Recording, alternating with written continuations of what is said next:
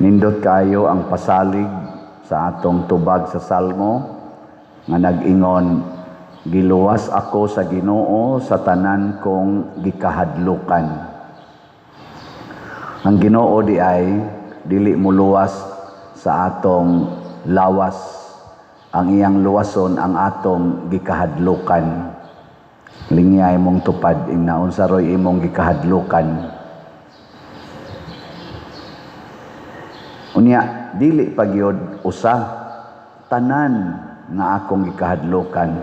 Kanus aman ta makaingon nga ang tanan gyud nga atong gikahadlukan nawala na gyud kun makadawat na ta sa martyrdom, kining kamatayon nga iagi og torture kana bang pabahaon ang atong dugo. Ug maunay gustos Ginoo nga iyang ipasinati nato sama ni San Pedro kalungsod nga wa gyud siya mahadlok. Kuan biya siya unta padaganon man ta to siya. Wala ra man siya unta gyud pugsa nga magpakamatay kay ang gikalagutan sa katong mga leader didto sa tribe sa Guam mauman ang pari. Pero si San Pedro kay ang iyang pagtuo dili man taphaw bisag batan-on pa kay siya. Si San Pedro wa mo dagan, wa sad siya musukol, bisag lig-on siya glawas tungod kay wa man siya mahadlok. Kani manggong mga tao nga way kahadlok, relax, dili ratulon. Nya dili sad sukanon. Nam say mga tao nga relax pero ditsuon kag patay, dili ingon ana si San Pedro. Nagpakamatay siya nga relax. Sa unang pagbasa, naghisgot sad si Propeta Sirach nga ang Ginoo kana ganing iyang gidaig, iyang gipasalamatan kay giluwas siya. Giluwas mo ako sa kamatayon, sa makuyaw nga mga bakak ug mga pasangil, gitabangan mo ako diha nga walay lain nga motabang. Kana bang panahon bitaw nga mahimo tang mag-inusara unya dili na ta ana mahadlok?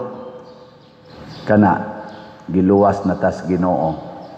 Og unsaon man na pagsinati matod pa diri sa atong ikaduhang pagbasa sa sulat ni San Pablo ngadto ni Timoteo, niingon siya diri, apan gisunod mo ako mo ang akong gitudlo, ang akong kagawian, ang tumong ko sa kinabuhi, ang akong pagtuo, pagpailob, paghigugma, pagka mainantuson sa mga paglutos o mga pagantos nga hiaguman ko. Kining atong gitawag og imitation. Si San Pedro kalungsod ni-imitate siya ning awat siya sa mga kinabuhi sa mga santos o mga martyrs. Mo sana kita bitaw na maginay panahon nga kusog etang mo sunod-sunod ba, tan-aw nimo nga minindot ang iyang naong kay niblan iyang buhok, sunod-sunod sad ka, basta imong gitan-aw nga murabag nindot man di ay, tan-aw nimo nga ni guwapa siya kay ni puti iyang naong, paputi sa kasi imong naong, bahala naglagom kay kag bukton niya ang imong naong basta puti lang ana no. No, lagom lagi na imong bukton, ay la nagtan-awang bukton ana. Nga naman na, tungod na sa atong pag-imitate. Karon, ang ato ding i-imitate ang kinabuhi sa mga martyrs.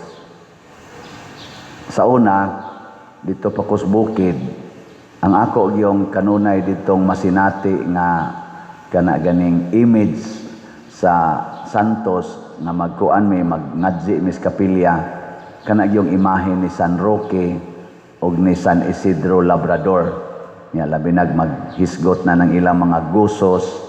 Gamay pa kong bata, ako na nanggi sige bag huna-huna ba si San Roque og si San Isidro labi na kay mag-uumami kana gyung pagsigi nilag pangalagad niya kanang masakit, nasakit si San Roque hangtod namatay, wa gyud mo reklamo ana.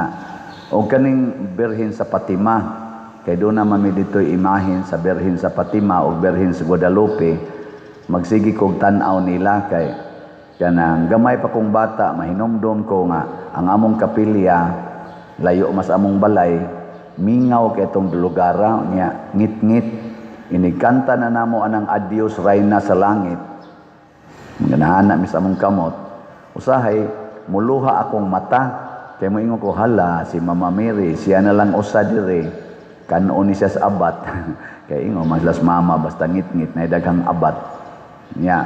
Naana sa kong huna-huna nga mura ko mubati ba, wa di ko kahibaw nga kadtong maong panghuna-huna nga murag mubati ko sa ila ditong nahitabo or sa sitwasyon nga murag sila rang usa ning suod to sa akong kasing-kasing ug motoy akong gipasanginlan nga nag-anam kog kaduol sa kapilya hangtod na duol ko sa simbahan, na duol sa Ginoo og karon ni anagyod nag-alagad sa Ginoo. Imitation importante kay na. Unya unsaon man nato aron makaimitita, atong paminaon ang sugo ni Kristo, kaning iyang gitawag og the core values sa discipleship or the core commandment for discipleship.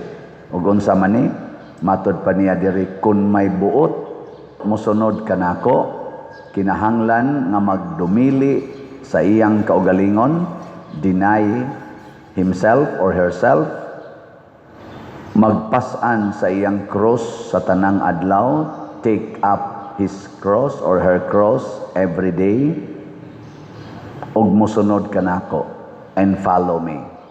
Deny the self, take up the cross, and follow Jesus. Basic kaini nga gibuhat ni San Pedro Calungsod.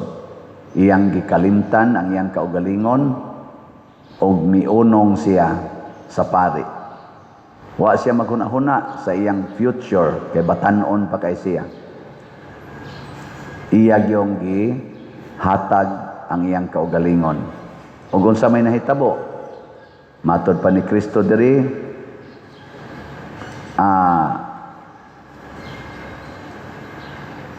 unsay kay ang buot magluwas sa iyang kinabuhi, kawad-an hinuon ini.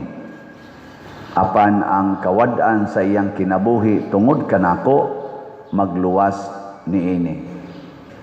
Magunahuna bitaw ko si Pedro Calungsod, gipatay ni siya nya matud pa sa istorya sa gisuwat ni Monsignor L.D. Leeson kaning akong gisundan dinhi nga parish priest, kaning siya may nakapasantos ani, siya may naghimo sa write-ups nga gitadtad ni siya, gipikas-pikas niya, gihumol sa dagat, gihug sa dagat, gipakaon sa mga dagkong isda. Wa na nakita sa iyang remains. Wa na gyud mo gikuha ni Monsignor LD, ang bahas na lang og bato. Ngano man nawa gyud, pero wa mawa ang kinabuhi ni Pedro Calungsod. Nisikat na noog maayo na tibuok kalibutan na hinuon ang nakaila kaniya karon. Maurasad na ang atong dangatan kung magsunod tas Ginoo sa tinud-anay gyud. Mugrabe na hinuon ang atong influensya. Gisugdan sa nako ginagmay kaning paghatag sa tanan. Dako naman gyud makuha ang pari no. Dako magitag makuha aning pari, dupa-dupa, kolekta-kolekta. Ihatag tanan niya ang akong desire nga makatabang ko sa community. Sa sige na kong buhat ana sugod 1984 hangtod karon, ma-amazed ko kay dagko kayong mga kwarta ang ipiyal ngan hinako. Kanang inyong ipalit og slot. Gilingya imong tupad, ing nadako na kag napalit nga slot, ing nako no. Oy daghan na oy, hatag nako. Millions na ang nahatag. Nganong nag-anaman na siya kadako, nya wa man jud ko ma-attracted anang kwarta tungod kay nakapraktis na ko og self-denial. Nahurot ba akong kwarta? Hasta akong self? Wa. The more na hinuon nga, nagdaghan na kaayo mo, nga nagsigig hatag dinhi, padong sa simbahan, pinaagi aning atong slat-slat. No, sige. Padayonon ni nato, dili. Kung padayonon, mamaligya ta, mamalita.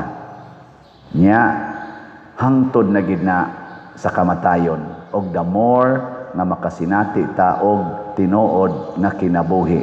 Kinabuhi nga naay kalipay, naay kalinaw, naay kauswagan, og naay kabalaan.